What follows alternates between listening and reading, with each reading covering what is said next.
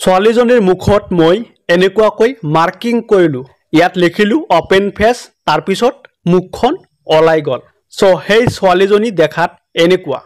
তাৰ পিছত এই ছোৱালীজনীৰ মুখৰ কাপোৰ মই আপোনাৰ সন্মুখত আতৰাই দেখুৱাম চাব আগৰ দৰে মুখৰ ওপৰত মই হাতৰ আঙুলিৰে এনেকুৱাকৈ মাৰ্কিং কৰিলোঁ তাৰ পিছত ওপেন ফেস লিখি ইয়াত ক্লিক কৰিলোঁ চাওক ছোৱালীজনী দেখাত কেনেকুৱা সো আপুনি এই স্টেপটো জানিবলৈ হলে আপুনি প্ৰথমত আপোনাৰ মোবাইলৰ গুগল ব্ৰাউজাৰ অন কৰিব অন কৰাৰ পিছত আপুনি ইয়াত লিখিব AI অলপ স্পেস দিব তাৰ পিছত লিখিব ADOBE সো এনেকুৱাকৈ লিখিব লিখাৰ পিছত আপুনি সাৰ্চ কৰিব সাৰ্চ কৰাৰ পিছত আপোনাৰ সন্মুখত এনেকুৱা এটা ইন্টাৰফেস আহিব আপুনি ইয়াত চাব এডব তাৰ পিছত আপুনি ইয়াত ক্লিক কৰিব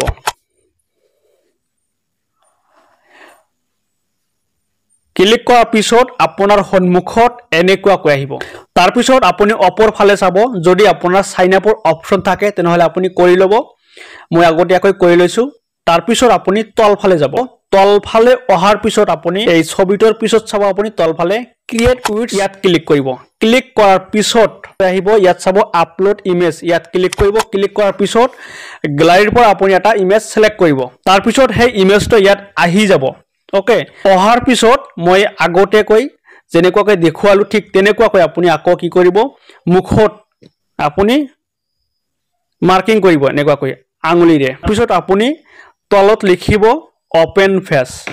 লিখাৰ পিছত আপুনি তলফালে চাব জেনাৰেট ক্লিক কৰিব তাৰ পিছত অলপ মই ওয়াইট কৰিব সো বন্ধুসকল সেই লোকজন দেখাত এনেকুৱা সো বন্ধুসকল এনেকুৱাকৈ আপুনি এনেকুৱা মানুহৰ ফেস আপুনি দেখিব পাৰিব বৰ্তমান সময়ত ফেসবুক বা বিভিন্ন সোশ্যাল মিডিয়াত এনেকুৱা ইমেজ দেখা পোৱা যায় কিন্তু আমি সেই মানুহৰ পিকচাৰবোৰ বুজি নাপাও কোন হয় সো আপুনি এনেকুৱাকৈ এই ফটোবোৰ আপুনি দেখিব পাৰিব সো বন্ধুসকল এই ভিডিওটো আপোনাৰ কেনেকুৱা লাগিছে আপুনি মোক কমেন্ট কৰি জনাব ধন্যবাদ